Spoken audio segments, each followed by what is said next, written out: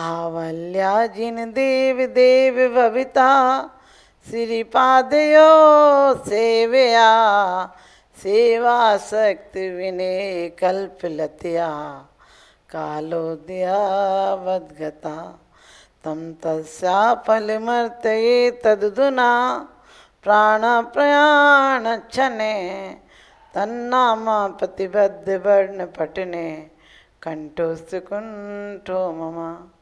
क्या कहा? आवल्या जिन देव देव भवता श्रीपादयो सेव्या। कहते भगवान जन्म से लेकर मैंने अभी तक कोई भक्ति की हो, और जन्म से नहीं, जन्म जन्मांतर में कोई भक्ति की है और उसका फल देना चाहते हो। यदि उस सेवा रूपी कल्प वृक्ष का मुझे कोई फल मिले तो क्या मिले? जब तक मुझे निर्वाण रूपी फल की प्राप्ति नहीं होती है तब तक जन्म जन्मांतर में तुम्हारा चरण सानिध्य मिले। वो मंदिर नहीं जो आपने बनाए हैं, वो मंदिर तो लोग अहंकार में भी बना लेते हैं। वो मंदिर तो लोग अहंकार के लिए चले जाते हैं। बूढ़े लोगों की बड़ी गलती होती है, हे भगवान तुम्हारे दर्शन मिले, हे भगवान तुम्हारे दर्शन मिले। अरे उस दर्शन से क्या होता है? वो दर्शन तो प्रतिमा भी तुम्हारी है, मंदिर भी तुम्हारा है और तुम दर्शन भी करते हो। बस सिर्फ एक लिस्ट ले जाकर ऑफिसर को देने से बड़ा काम नहीं करते हो। और जब ज़्यादा ही भिखारी हो तो आदमी को लगता है जाने दोने से धक्का बंद दो, इसे मत आने दो, दिमाग खाता है।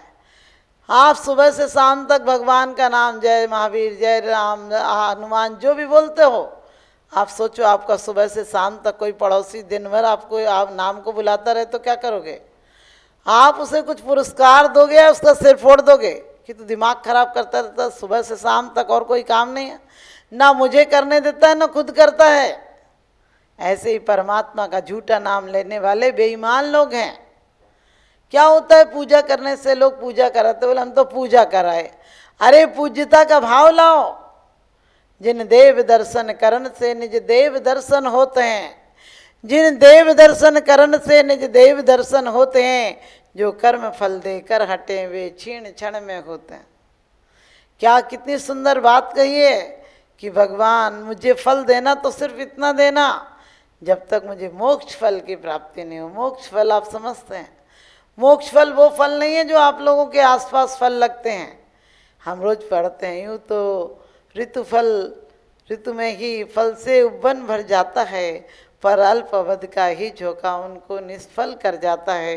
दो सरस भक्ति का फल प्रभुवर जीवन तरु तभी सफल होगा। सहजानंद सुख से भरा हुआ इस जीवन का प्रतिफल होगा।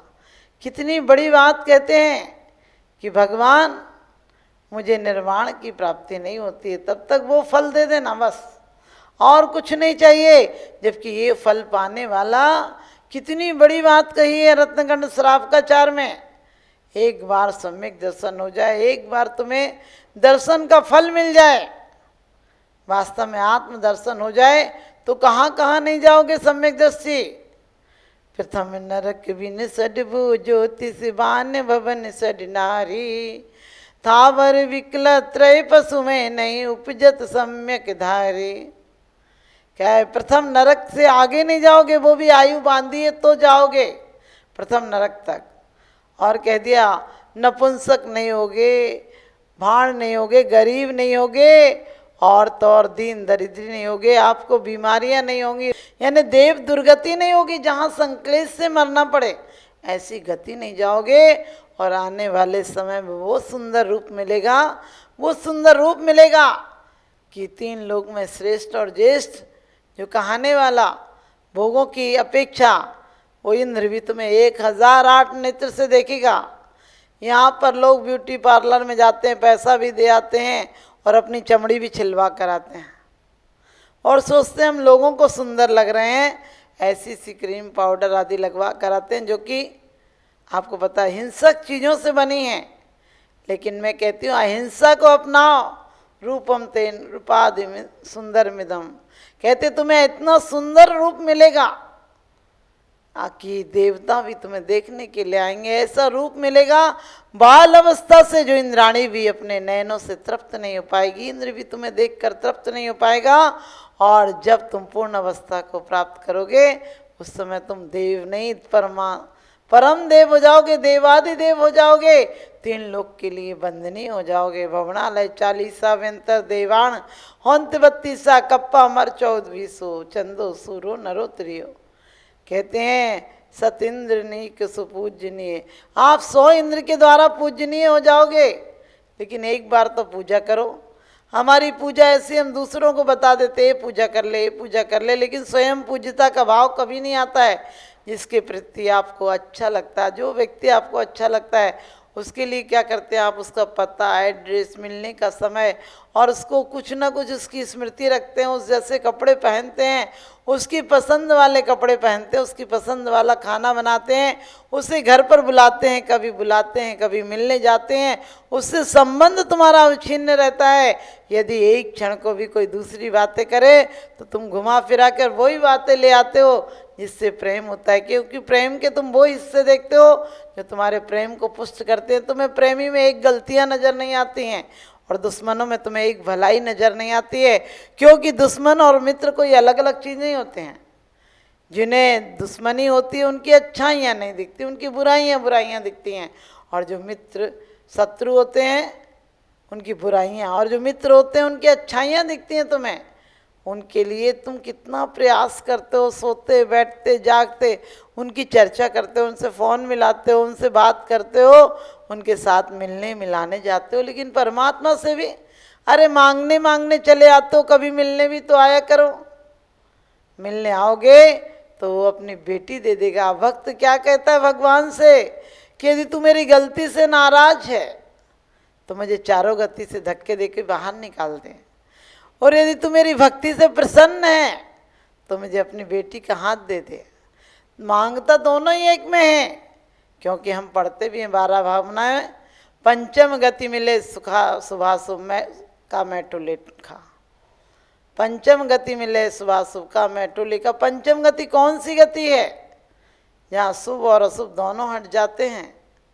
क्योंकि विषयानुराग हो भी आपको तो समझना शुद्धोपयोग चल रहा है, और देव के प्रति, धर्म के प्रति अनुराग हो, आत्मोत्थान के प्रति अनुराग हो तो क्या शुभ उपयोग चल रहा है। और जब दोनों से ऊपर उठ जाओ, जहाँ ध्यान ध्याता दे को न विकल्प बच वेदन, जहाँ ऐसी आत्मा की परिस्थिति हो जाए, ऐसी आत्मा की स्थिति हो जाए, उस समय तुम्हारा शुद्धोपयोग हो जाएगा।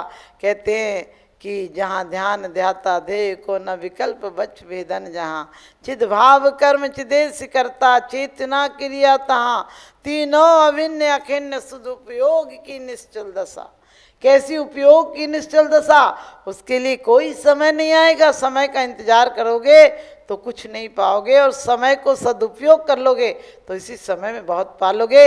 एक पंडित जी रोज कहते थे कि भक्ति से संसार पार हुआ जा सकता है, संसार पार हुआ जा सकता है। महिलाएं, सावन का महीना था, नदी चढ़ी थी। पंडित जी की बात को सुनकर वो एक बार भगवान का नाम लेती और नदियों ने रास्ता दे दी थी, वो आराम से चली जाती। एक दिन उन्होंने देखा कि इतना अच्छा पंडित जी, इतना बढ़िया बात बताई कि नदी शांति से रास्ता दे देती है। उसने कहा पंडित जी आपका निमंत्रण कल हमारे यहाँ। पंडित जी ने कहा ठीक है। दूसरे दिन पंडित जी पहुँचे ही नहीं बहुत देर तक, 11 बज गए, 12 बज गए। वो महिलाएं आई और नदी के पार उनका घर था। बोले पंडित जी आप आए नहीं, हमने निमंत्रण दिया था। वो बोले तुमने निमंत्रण तो दिया था, नदी तो इतनी चढ़ रही, कैसे आऊँ? उनने कही आपने तो कहा था कि ये नदी तो क्या भव समुद्र से पार कर देता है भगवान का नाम। मैं रोज़ नाम लेती हूँ और उस पार चली जाती हूँ, आप भी चलो। पंडित जी को पता, शब्दों से तो पता था, अनुभव में नहीं था। ज्ञान कर रखा था लेकिन श्रद्धा में नहीं था। पंडित जी गए और नदी में बोले नहीं नहीं मैं नहीं उतरूँगा। अरे उतरना है तो फिर तू भी मेरा हाथ पकड़, कहीं तू मैं डूबूँ तो तू भी तो डूब। उन्होंने कहा कोई बात नहीं पंडित जी, और उसने हाथ पकड़ा और चली गई। और पंडित जी रोज रोज एक बात और बताते थे, भाव भोजन करो, भाव भोजन करो। उन महिलाओं को तो सीख देना थी। उनने बहुत अच्छी सारी कटोरियाँ रखी। बोले पंडित जी रबड़ी है, पेड़ा है, बर्फी है और गूजे हैं, रसमलाई है, सब्जी, सब बता दी उसने। तो 25 कटोरी होंगी। पंडित जी बार बार देख रहे, आँख खोल कर, यहाँ दिख तो कुछ नहीं रहे, कहाँ गई कटोरियाँ? कटोरियाँ तो खाली पड़ी है, कह रही है। उन्होंने कि पंडित जी आप ही तो कहते थे कि भाव भोजन से कल्याण होता है, मैंने सोचा आपका भी कल्याण कर दूं, एक दिन भाव भोजन करा दूं तो आपको पता होगा। यदि उपयोग नहीं कर पाए ज्ञान वृथा ही जाएगा, और शब्द पुस्तकें लाद पीठ पर क्या ज्ञानी कहलाएगा। आज तक हमने भक्ति आराधना सिर्फ शब्दों से की है, सिर्फ कुछ तोते जैसे शब्द रट लिए हैं, उनको हम अरहंत भक्ति समझते नहीं।